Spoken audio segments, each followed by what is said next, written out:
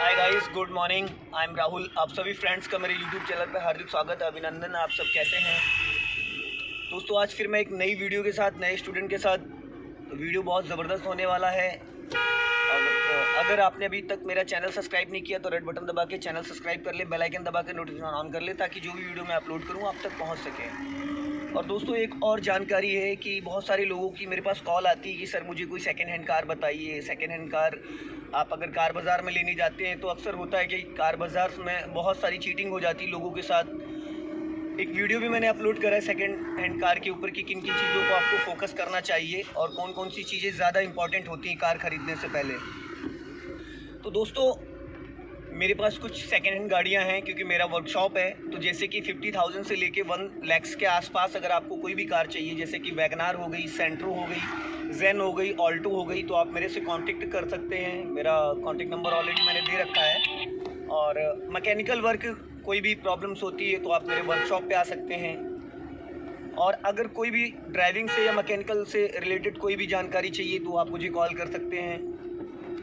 मेरा जो contact number है वो 9005483815। बाकी डिस्क्रिप्शन पे भी मैं डाल दूंगा नंबर।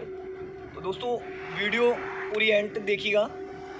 अगर कोई भी किसी भी तरीके की कंफ्यूजन होती है तो आप मुझे कॉल कर सकते हैं, कमेंट बॉक्स से पूछ सकते हैं और मैसेज में भी बता सकते हैं। मैं अपने स्टूडेंट से बात कर लेता हूँ, उनका नाम क्या है और कहाँ से आते हैं और कितने डेज हो चुके हैं। हेलो, क्या नाम है आपका? श्रीवास्तव। ओके, कहाँ से आते हैं आप? इंदिरा नगर। कितने डेज हो गए आज आपको ड्राइविंग करते हुए? ये फोर्थ डेज है। तो फर्स्ट डे और फोर्थ डेज में क्या डिफरेंस है? कुछ आपको इम्प्रूवमेंट दिख रहा है? पहले दिन तो स्टीयरिंग ही नहीं संभल रही थी और अभी तो स्टीयरिंग पे कंट्रोल है और गियर लगाने में उसको दिक्कत नहीं हो रही। अभी कौन से रूट पे चल रहे हैं आप? अभी हम चल रहे हैं महानगर वाले रूट पे। ओके, तो क्या लगता है 10 से 15 डेज में आप एकदम ज़बरदस्त गाड़ी चलाने लगेंगे? परफेक्ट हो जाएंगे। मतलब मुझे लग रहा है कि कॉन्फिडेंस आ जाएगा। तो दोस्तों, कार चलाना कोई बहुत बड़ा कमाल काम नहीं है, बहुत ही इजी है। बस माइंड का सेटअप होता है, इसमें माइंड का पूरा गेम होता है। कोई भी चला सकता है, 18 प्लस। और उसके ऊपर तो कोई भी है जो 60, 70, 80, 90 कोई भी है, एक्टिव अगर है वो चला सकता है। तो हम लोग देखेंगे कि आज इनको 4th डेज में क्या क्या कॉन्फिडेंस आया है। और आराम से स्पीड ज़्यादा हो गई आपकी। आपने अचानक 3rd से फर्स्ट कर दिया। जब हम 3rd से फर्स्ट करते हैं तो पहले स्पीड डाउन करते हैं, ठीक है ना?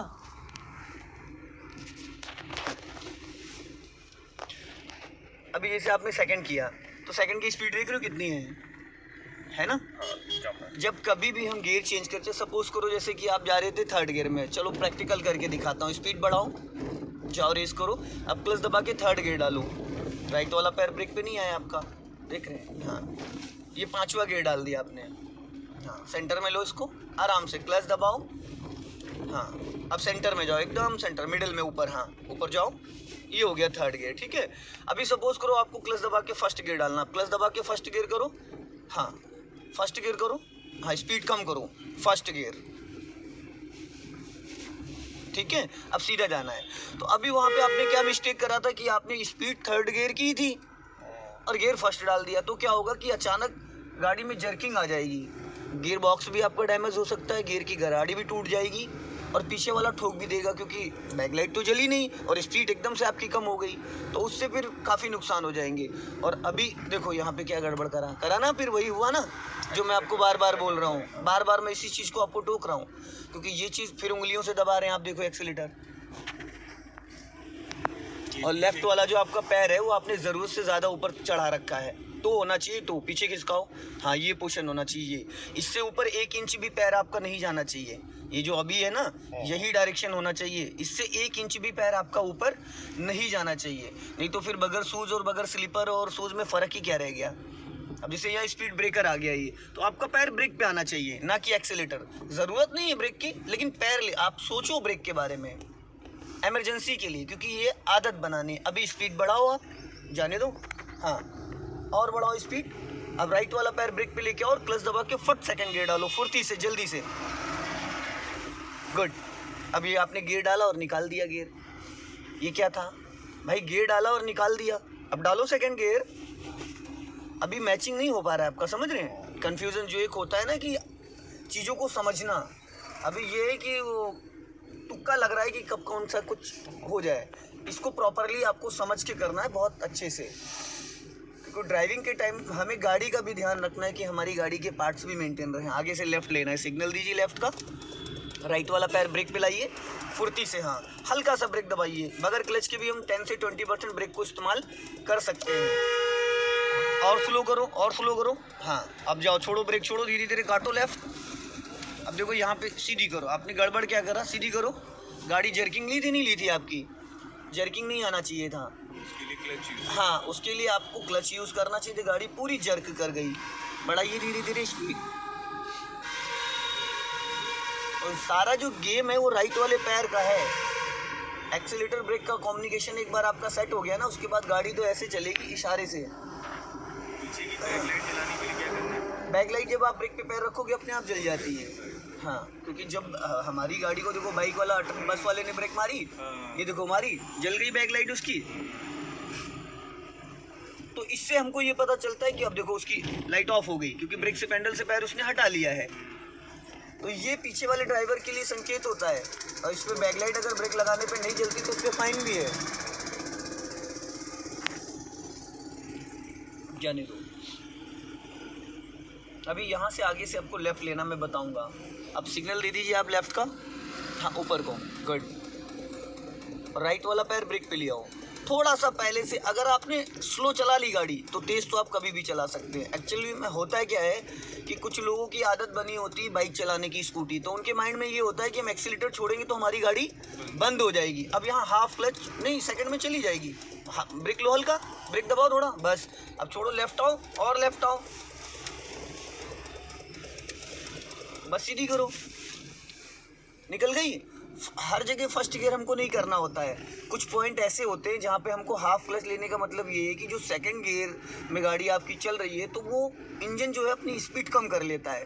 वहाँ पे आप थोड़ा सा ब्रेक लेके गाड़ी को कंट्रोल कर सकते हो। जैसे कि सेकंड गियर में क्या होता है कि अगर आप बगैर क्लच के ब्रेक लोगे तो इंजन आपका झटके मार के बंद हो जाएगा।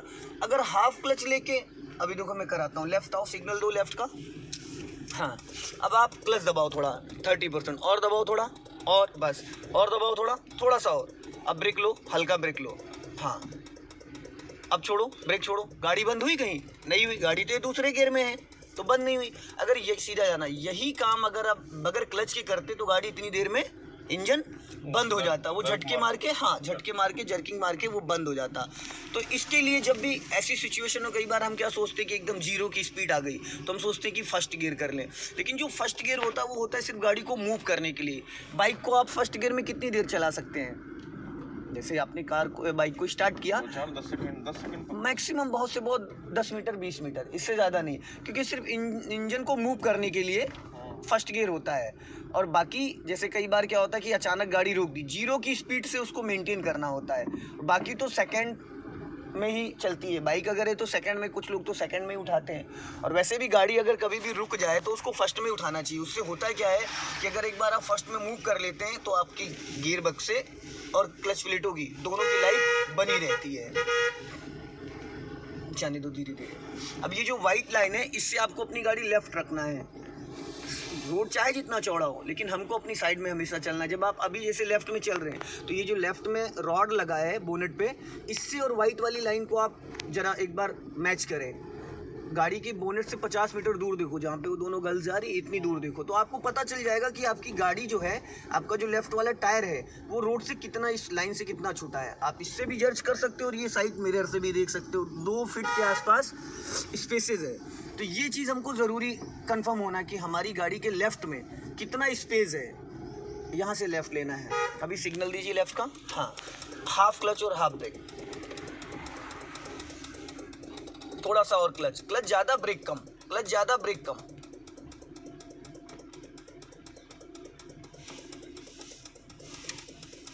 अब देखो आपने क्या गड़बड़ करा, देखा आपने रोड से पहले ही गाड़ी काट दी। दोनों टायर आपके लेफ्ट वाले रोड से नीचे उतर गए थे। अगर सपोज करो यहाँ पे नाली वाली होती या दीवार होती, जहाँ आप बैठे हो वहाँ से पीछे 4.5 फीट आपकी गाड़ी की हाइट है, गाड़ी निकली हुई है, तो अगर आपने टायर पहले काट दिया अगला टायर, तो पिछला तो दीवार में टकरा जाएगा या नाली में उतर जाएगा। तो जब भी हम ऐसी सिचुएशन में आएंगे तो हम क्या करेंगे, लेफ्ट वाले साइड मिरर में नज़र मारेंगे कि हमारी गाड़ी के जस्ट बगल का जो एरिया, जैसे ये फुटपाथ है, अभी देख रहे हैं आप, इसमें जो वाइट लाइन से गाड़ी आपकी 1 फीट अंदर है, गाड़ी से 1 फीट वाइट लाइन के बीच में गैप है, उसके बाद कम से कम 2.5 फीट गैप है वाइट लाइन से डिवाइडर में जो लेफ्ट में। तो ये चीज़ हमें समझ में आनी चाहिए। तो कुछ लोगों की आदत वो पूरी लेफ्ट वाली गाड़ी रगड़ देते हैं दीवार में, पिलर में, पोल में। जाने दो, बढ़ा लो स्पीड। 2 ही 3 चीज़ों पे आपको फोकस करना है। जैसे कुछ लोग कहते हैं हमें लेफ़्ट का जजमेंट नहीं आता है, तो क्यों नहीं आता है? क्योंकि वो 2-3 चीज़ें जो इंपॉर्टेंट है वो मिस करते हैं। सबसे नंबर 1, चलो रॉड हर गाड़ी में नहीं लगा होता है, ठीक है, लेकिन हर गाड़ी में ये पिलर होता है, हर गाड़ी में। इस पिलर से हम अंदाज़ा ले सकते हैं। और हर गाड़ी में साइड मिरर भी होता है।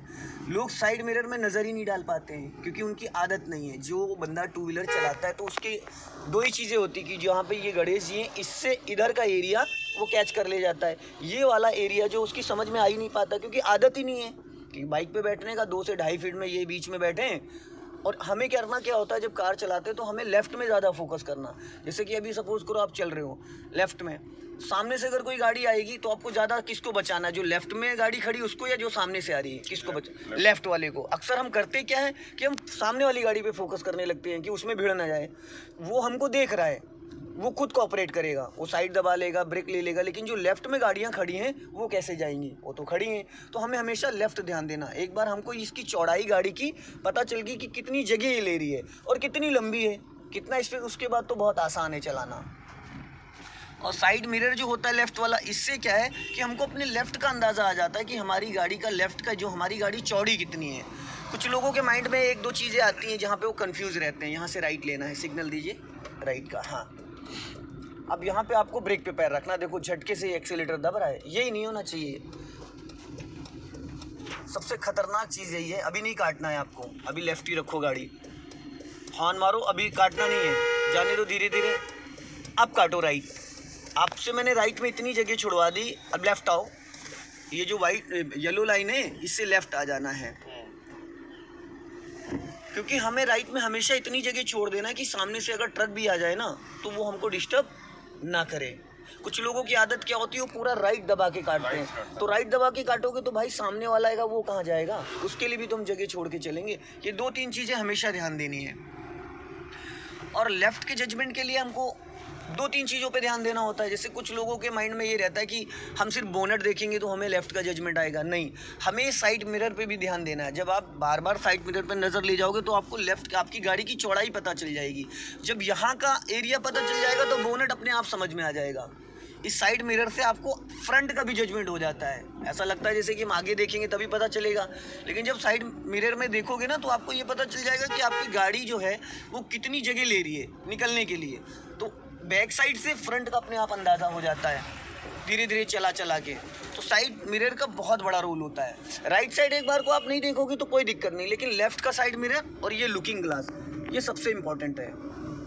इन चीज़ों से आपको लेफ़्ट का जजमेंट आ जाएगा कि हमारी गाड़ी कितनी, क्योंकि गाड़ी से 1 फीट बाहर निकला है साइड मिरर, तो उससे क्या है कि हमको ये पता चल जाएगा कि हमारी गाड़ी के लेफ़्ट में कितनी जगह और लेफ़्ट में कौन आ रहा है। कुछ लोग लेफ़्ट से ओवरटेक करते हैं। ये 2 चीज़ें क्लियर हो गई, उसके बाद आप आराम से गाड़ी चला सकते हो। और बाकी तो पैर का खेल है पूरा, ये जाने दो।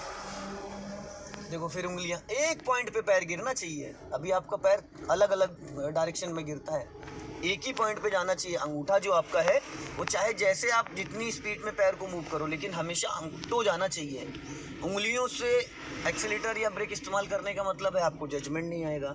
पेंडल का एक परसेंटेज होता है ना, जैसे किसी चीज़ को हम वेट करते हैं, उस डायरेक्शन से उस तरीके से हमारा पैर पड़ना चाहिए पेंडल पे। अभी जैसे चौराहा आ रहा है तो यहाँ पे हमको क्या करना है, पहले से ही क्लच और ब्रेक पे पैर लिया हो, थोड़ा सा पेशेंस। अब आपके माइंड में एक बात आ रही होगी कि बहुत पहले ही हमने ब्रेक पे पैर रख लिया, गाड़ी हमारी रुक जाएगी, बंद हो जाएगी। ऐसा नहीं है, ये इस स्पीड में चली जाएगी, जहाँ तक आप ले जाना चाहोगे चली जाएगी। और हॉर्न हमेशा चौराहे पे ऐसा दिया जाता है, थोड़ा लॉन्ग हॉर्न पुश किया जाता है, एकदम सीधा जाना है। जाने दो धीरे धीरे, लेफ़्ट आ जाओ और लेफ़्ट, हाँ बढ़ा लो धीरे धीरे जाओ, स्पीड मेंटेन कर लो, हाँ जाने दो। दोस्तों अगर ये वीडियो आपको पसंद आती है तो लाइक करें, शेयर करें, कमेंट बॉक्स में ज़रूर बताएं। नेक्स्ट वीडियो में फिर मिलते हैं। जय हिंद, वंदे मातरम।